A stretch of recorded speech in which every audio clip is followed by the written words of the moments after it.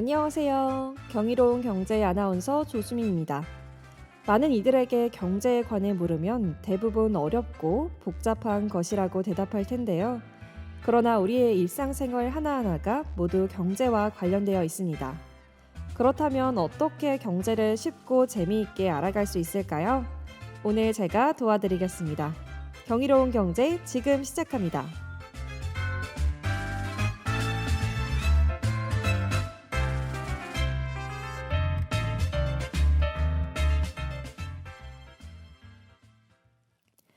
불황은 또한 기회다라는 버크셔 해서웨이의 회장 워런 버핏의 명언이 있습니다.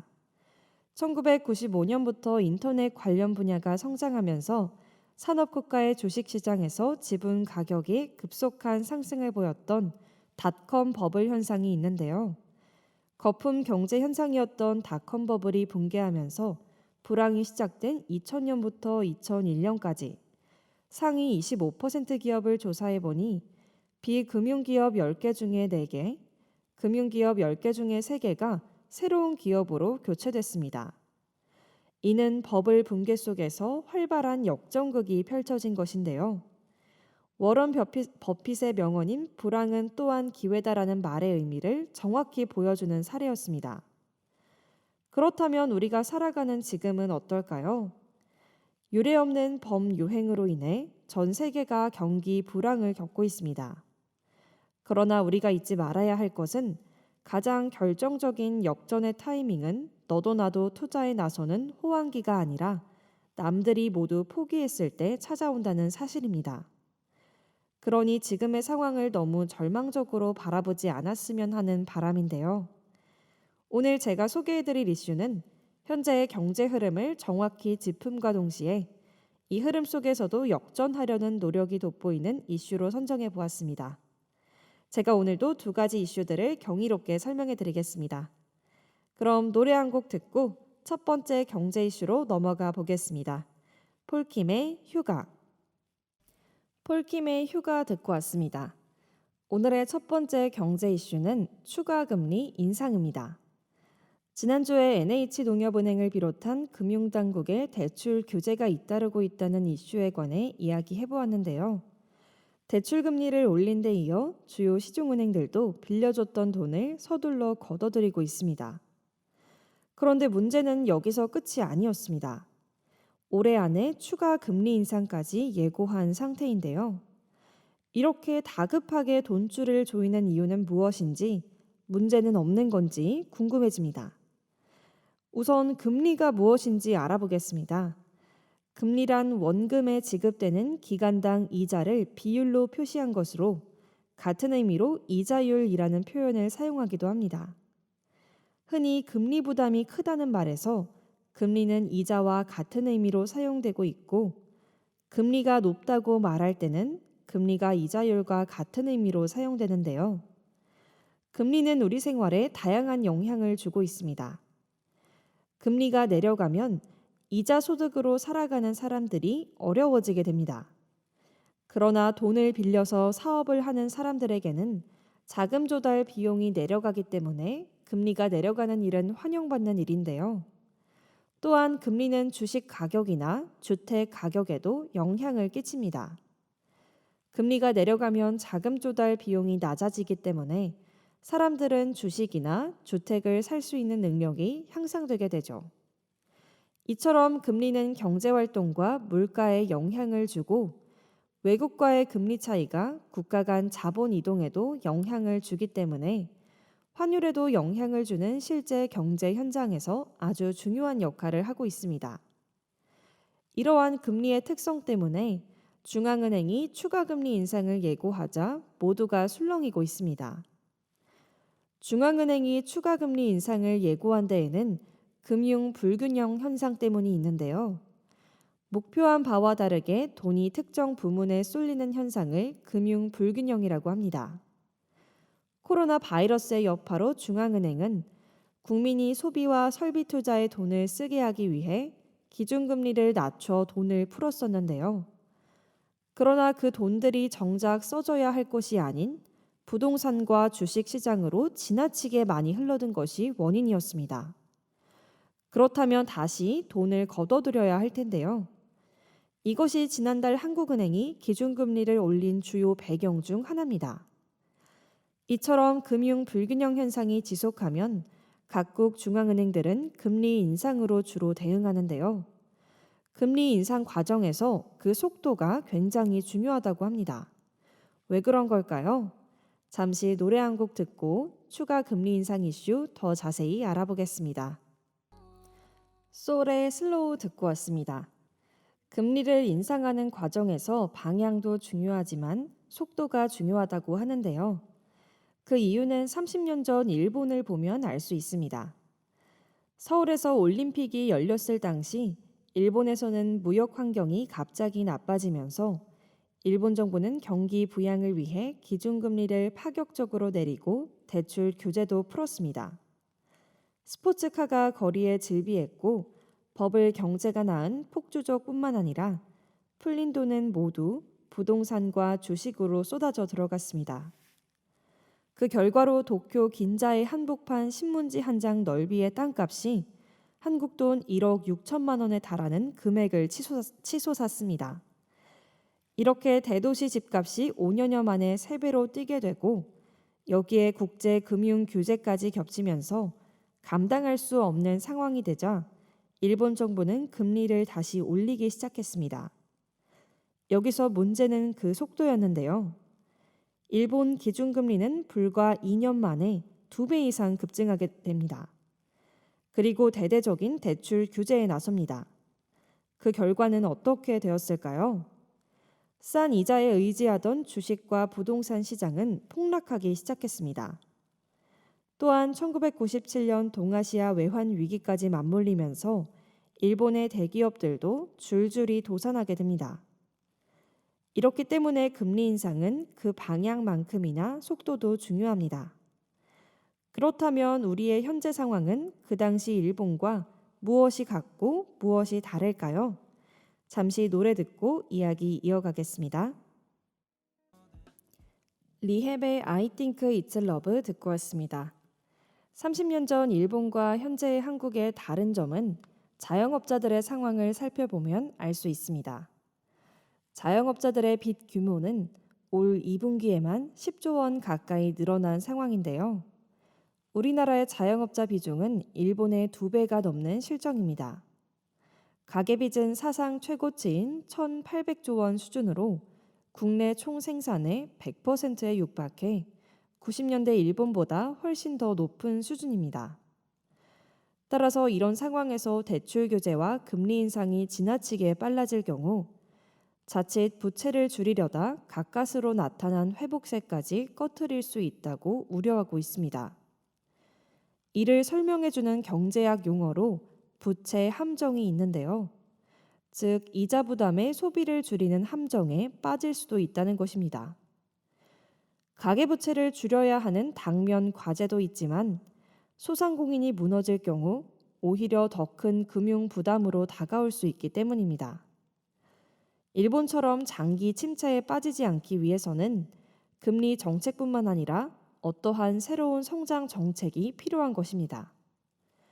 그러나 금융위원회는 선제적으로 대비해야 한다며 더 빠르고 강한 은행들의 대출 규제를 시사했는데요. 일본과 같은 선례를 남기지 않기 위해서는 속도 조절이 필요할 것입니다. 누군가에게 금리 인상은 단순한 이자율 인상이 아닌 삶의 문턱일 수 있기 때문입니다.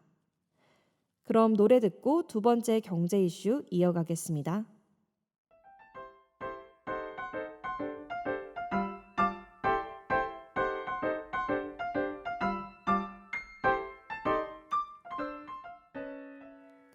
여러분은 지금 경이로운 경제를 듣고 계십니다. 오늘의 경제 이슈는 추가 금리 인상과 모빌리티 기업입니다.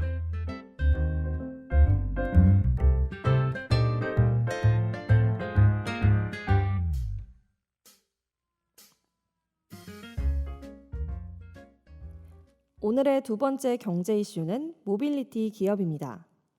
자동차 업계에 따르면 현대자동차는 지난 6일 독일 미넨에서 열린 IAA 모빌리티 2021 보도 발표회에서 2045년 탄소 중립 실현을 위한 청사진을 공개했다고 합니다. 현대자동차는 IAA 2021에서 내년 출시될 아이오닉 6 콘셉트카 프로페시와 전용 전기차 모델 아이오닉 5를 기반으로 개발 중인 로보택시도 선보였습니다. 더불어 현대자동차 그룹 계열의 자동차 부품 제조업체인 현대모비스도 전기차 기반 완전 자율주행 콘셉트카 앰비전 X와 아이오닉 5에 적용된 전동화 부품을 전시했습니다. 현대자동차가 세계적인 모터쇼에서 이렇게까지 미래 모빌리티 분야를 강조한 이유는 무엇일까요?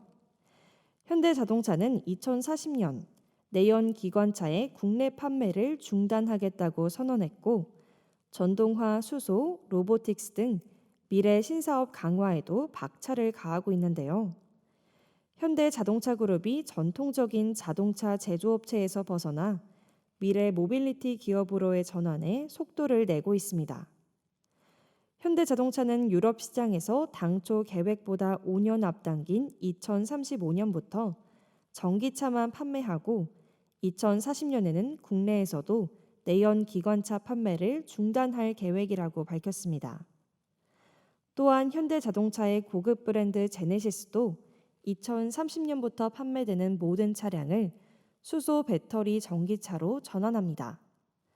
이는 유럽에 이어 국내와 미국에서 완전 전동화를 구축해 탄소 중립을 실현한다는 메시지로 해석되는데요.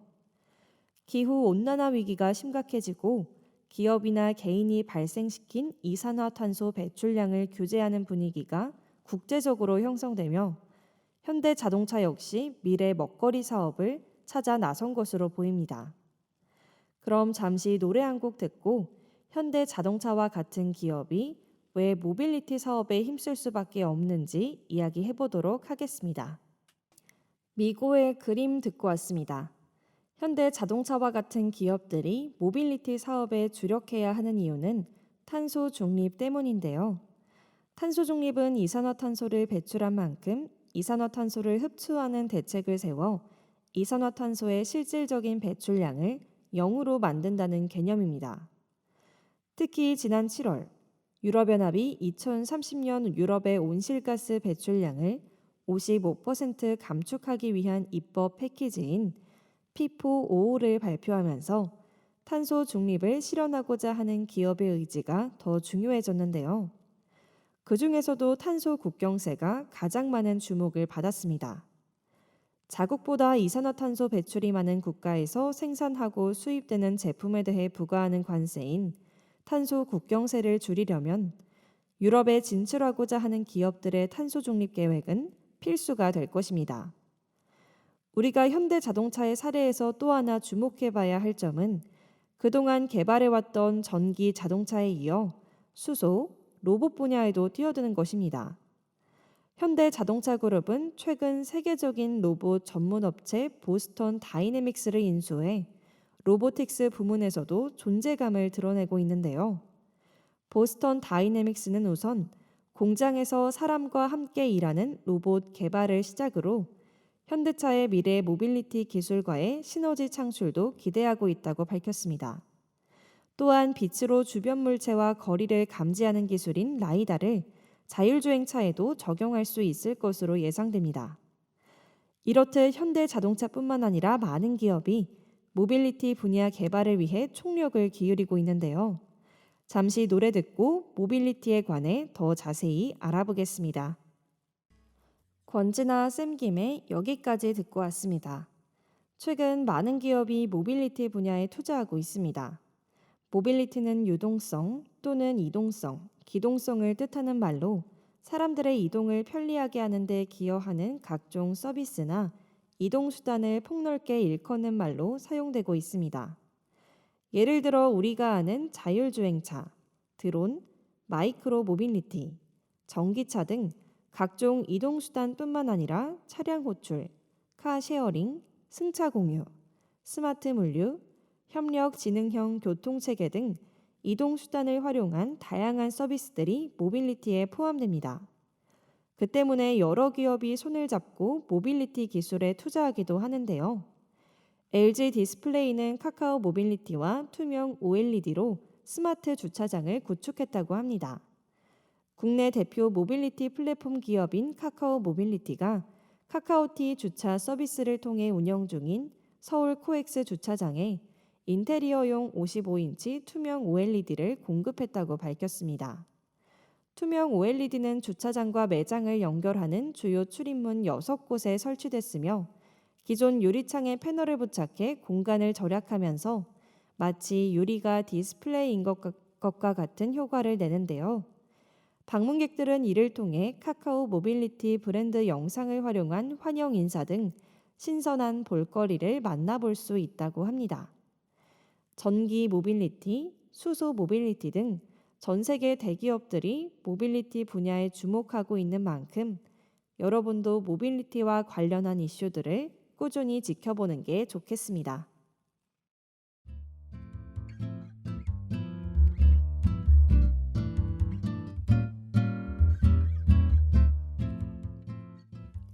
최근 일주일간의 세계 증시 동향을 알아보는 주 스트리트 시간입니다. 지난 일주일간 미국이 제로 금리를 유지하고 일본과 중국이 더 큰 규모의 경기 부양책을 논의할 예정이란 기대감에 전 세계 주가가 3개월 연속 상승세를 보였는데요. 미국과 중국의 정상이 7개월 만에 전화회담을 한다고 밝히면서 위완화와 아시아 증시가 강세를 보이는 등 시장이 출렁였습니다. 달러당 중국 위안화 가치는 장중 거래일 대비 0.3% 상승한 6.4375위안까지 치솟으면서 6월 16일 이후 3개월 만에 최고치로 마감했습니다.